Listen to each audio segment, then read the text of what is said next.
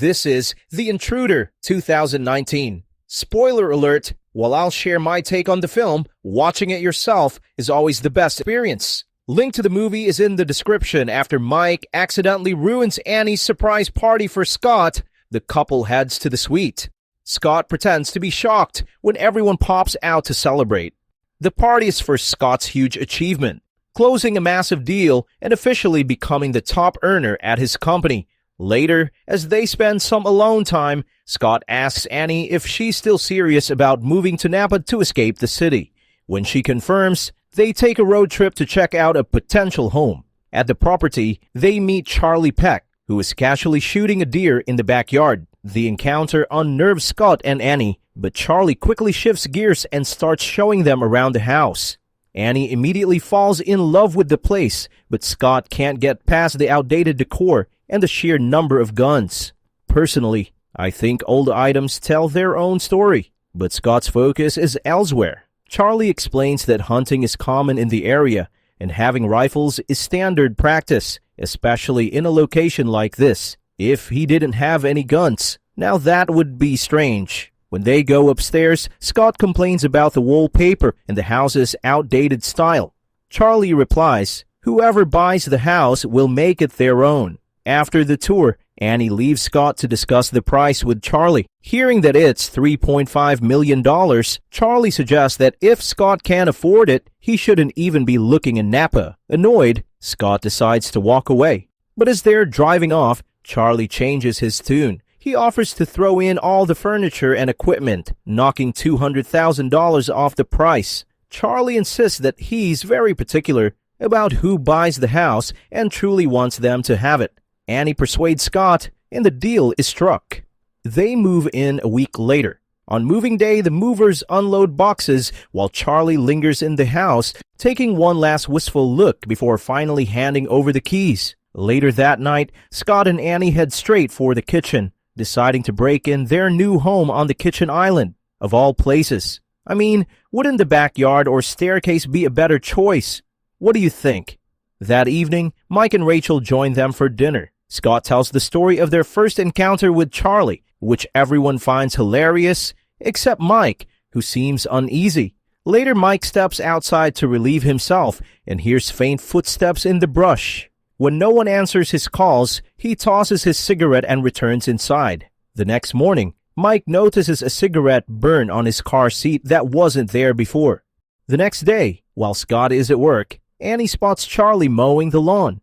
Confused, she goes outside to ask what he's doing. Charlie casually explains that he stopped by to drop off numbers for local handymen and noticed the yard needed work, so he decided to take care of it himself.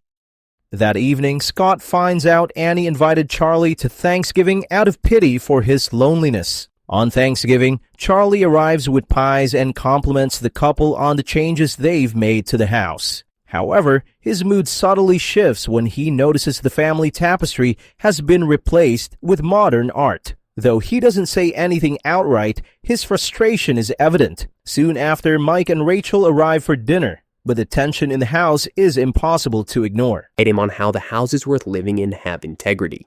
Okay, I still don't like Scott, but Mike makes Scott look like a freaking saint by comparison. Mike is openly demeaning and rude to Charlie, and I can't really say he doesn't have something coming his way at this point. Obviously, I'm not saying he should kill him, but I definitely put up a new cigarette burn in his car every time he visits. You know? Later, Mike goes out to smoke and Charlie shows up to join him. Mike tries to make small talk, but he turns that into a questioning session as he asks if Charlie really has let go of the place.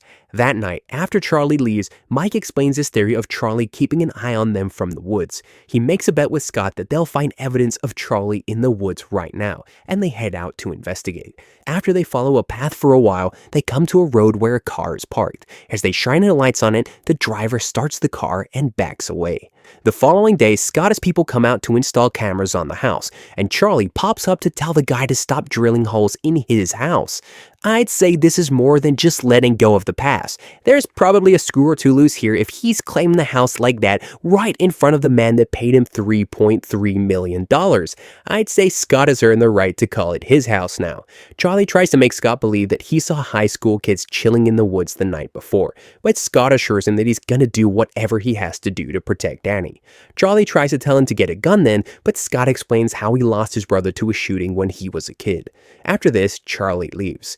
That night, kids set off the motion sensors and Scott runs out with a baseball bat. When he realizes that it was just kids, he goes back inside, but he didn't see Charlie standing there in the trees.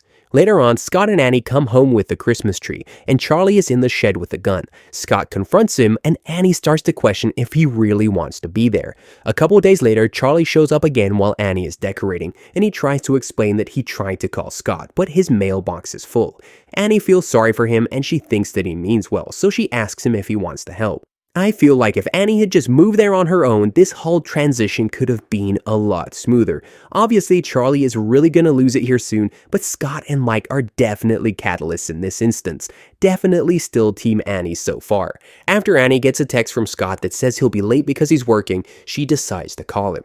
The call goes every which way but well, and Annie goes back to having some wine with Charlie. Scott decides that it's best if he just goes back home, and he gets home as Annie cleans up from her dinner with Charlie. Some dirt comes to the light as Annie mentions that the last time he texted instead of calling, he was with someone romantically, and the two of them call it a night. Later on, the two of them wake up to sounds downstairs, and they come down to investigate. After deciding that it couldn't be Charlie, they apologize for earlier and start to get it on in front of the fireplace.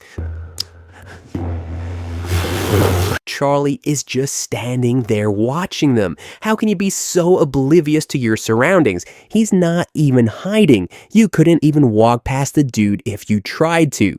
The next day, Scott goes to get coffee and he meets his neighbor Grady. Grady explains that Charlie's wife actually died by shotgun suicide, and Scott decides to look up some details. That night, he mentions everything to Annie, and we find out that the DA was gonna pursue murder charges. The only thing that stopped them is lack of evidence. Annie tries to point out that this doesn't make Charlie a murderer, but Scott thinks that he's turning his attention to Annie now.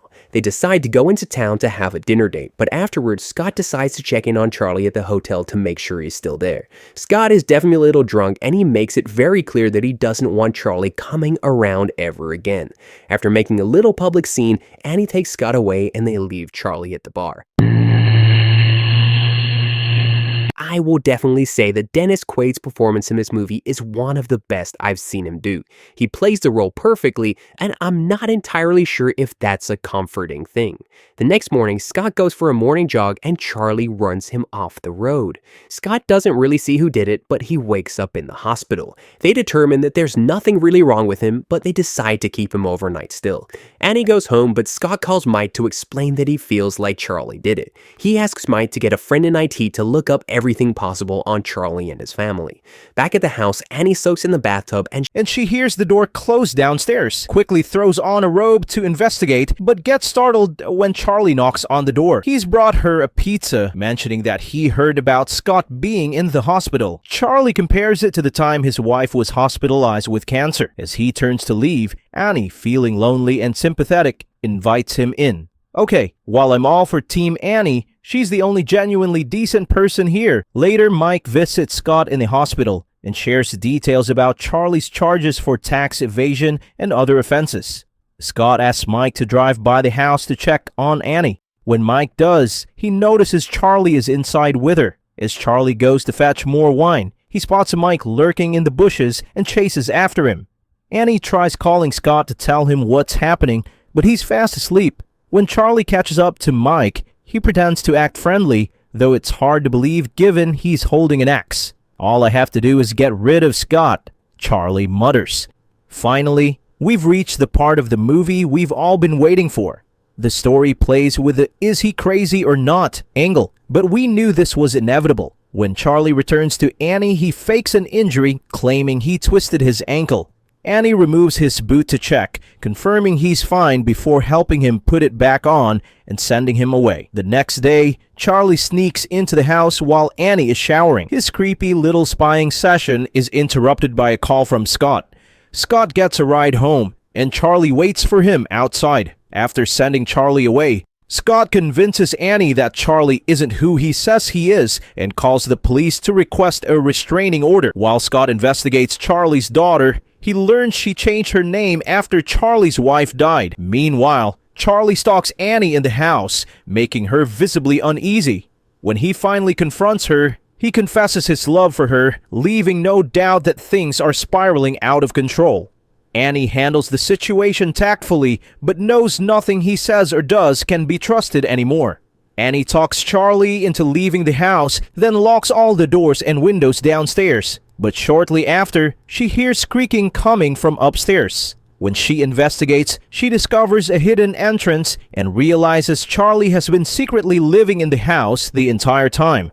The space is surprisingly well kept, cozy even, which suggests he could have stayed there indefinitely. However, Charlie spots her when she emerges. Annie flees back through the tunnel and stumbles upon Mike's frozen body, which Charlie had been hiding there. Terrified, she returns to the house and tries calling Scott, but Charlie stops her. He attempts to kiss her on the kitchen island, because of course it's the kitchen island again, but ends up knocking her unconscious. As Scott heads home, Charlie's daughter calls back and reveals the truth. Charlie killed his wife because she planned to divorce him and take the house. For Charlie, it's all about the house. Meanwhile, Charlie takes Annie upstairs, but they're interrupted when Scott arrives. Charlie ties Annie up and sneaks out to confront Scott. At this point, Charlie truly looks like he belongs in some Marvel villain origin story. Seriously, is Dennis Quaid part of the Marvel universe yet? Charlie tosses Scott over the railing during their fight, and Annie frees herself while they scuffle. Charlie eventually breaks into the bedroom Annie was hiding in, but she manages to catch him off guard. Just as Charlie prepares to finish her off, Scott regains consciousness and tackles him. Charlie overpowers them both until Annie grabs a knife and stabs him in the back. Wounded, Charlie stumbles away and retrieves a shotgun from his hidden room beneath the house. He sweeps through the house, searching for the couple. Eventually, he reaches the room where Annie and Scott are waiting. Scott swings a baseball bat, knocking Charlie out and seizing the gun.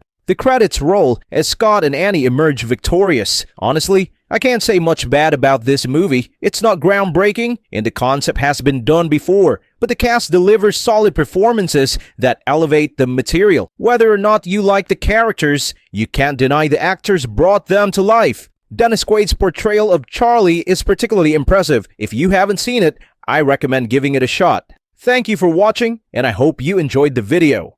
Don't forget to like and subscribe for more content like this. Drop a comment with your thoughts or suggestions for what I should watch next, and I'll see you in the next one.